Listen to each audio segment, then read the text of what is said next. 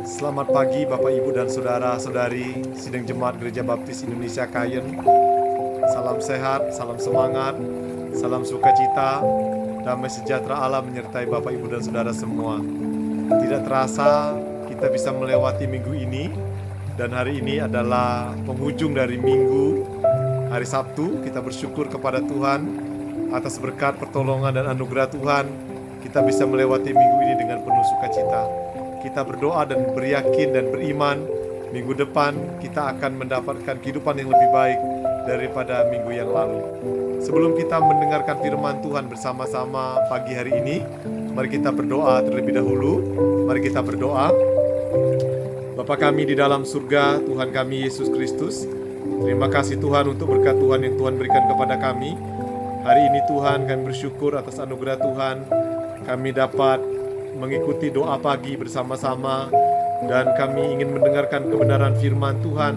Kiranya Tuhan berbicara kepada kami, menyampaikan pesan-Mu bagi kami semua, memberikan kekuatan kepada kami sehingga kami menjadi pribadi yang selalu seturut dengan kehendak dan rencana-Mu. Nama kami selalu tercatatkan dalam kitab kehidupan-Mu ya Bapa. Terima kasih Tuhan Yesus, pakai hamba-Mu yang sederhana penuh banyak kekurangan ini dan kelemahan untuk dapat menyampaikan isi hati Tuhan. Dalam nama Yesus kami siap mendengarkan isi hati Tuhan. Haleluya Bapa. Amin. Bapak, Ibu, dan Saudara yang terkasih di dalam Tuhan, saya sudah menyampaikan tentang perjalanan kehidupan Tuhan Yesus yang ditulis oleh Injil Yohanes sebagian. Sampai hari ini kita sudah memasuki pasal yang ke-6, dan kita akan mengakhiri pasal 6 ini dengan satu pernyataan pengakuan spektakuler oleh seorang yang bernama Petrus. Nah, Bapak, Ibu, dan Saudara yang terkasih dalam Tuhan, kalau kemarin saya menyatakan bahwa banyak orang yang tadinya mengagumi Tuhan Yesus, mereka melihat mujizat yang dilakukannya, sekarang mereka meninggalkan Tuhan Yesus. Karena mereka tahu resikonya berat, tantangannya tidak mudah. Mungkin juga akan menjadi ancaman bagi guru-guru Yahudi dan juga pemerintahan Romawi yang menjajah pada waktu itu. Itu sebabnya Tuhan Yesus dianggap sebagai sebuah pengacau bagi mereka yang tidak percaya kepadanya. Tetap hari ini kita belajar dari seorang yang bernama Petrus yang berani mengungkapkan bahwa siapa sebenarnya Tuhan Yesus itu dan mengakuinya di hadapan orang lain. Mari kita membuka dari Injil Yohanes pasal 6 ayat 67 sampai 71. Begini bunyi firman Tuhan. Maka kata Yesus kepada ke-12 muridnya, "Apakah kamu tidak mau pergi juga?" Jawab Simon Petrus kepadanya, "Tuhan, kepada siapakah kami akan pergi? Perkataanmu adalah perkataan yang hidup yang kekal, dan kami telah percaya dan tahu bahwa Engkau adalah yang kudus dari Allah." Jawab Yesus kepada mereka, "Bukan aku yang sendiri yang telah memilih kamu yang 12 ini, namun seorang di antara kamu adalah iblis." Yang dimaksudkannya ialah Yudas anak Simon Iskariot, sebab dialah yang akan menyerahkan Yesus. Dia seorang di antara ke-12 murid itu. Bapak, Ibu, dan Saudara yang terkasih dalam Tuhan, Tuhan Yesus melihat komitmen ke-12 murid Yesus. Dia kemudian menanyakan kepada mereka, "Lihat, mereka sudah pergi semua. Sekarang kenapa kamu tidak mau pergi?"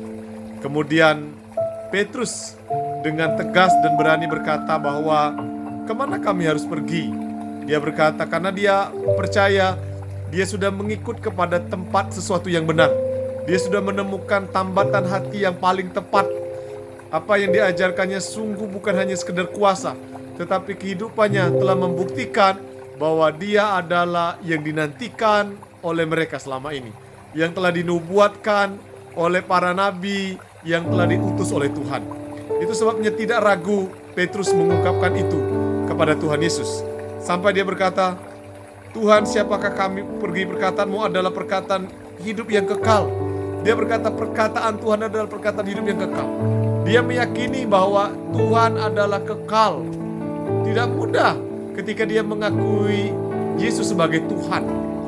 Mengapa? Karena tentu akan mendapatkan kontroversi bagi para imam, karena mereka mengakui hanya Allah, Shema Yisrael, Adonai Elohim, Adonai Ahad.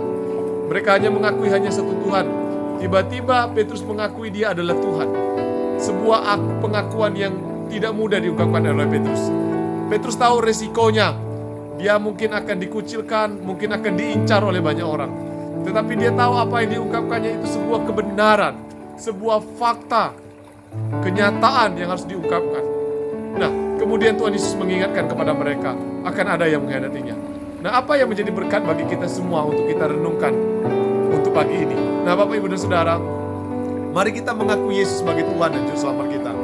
Karena dia memang Juru Selamat, Tuhan yang menjelma menjadi manusia.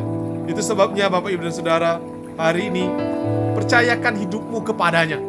Percayakan hidupmu kepada Tuhan yang telah memilih engkau menjadi muridnya. Itu sebabnya gantungkan hidupmu kepadanya dalam situasi dan keadaan apapun. Tuhan menyertai engkau. Tuhan memimpin engkau senantiasa apapun yang kau kerjakan. Mari kita berdoa.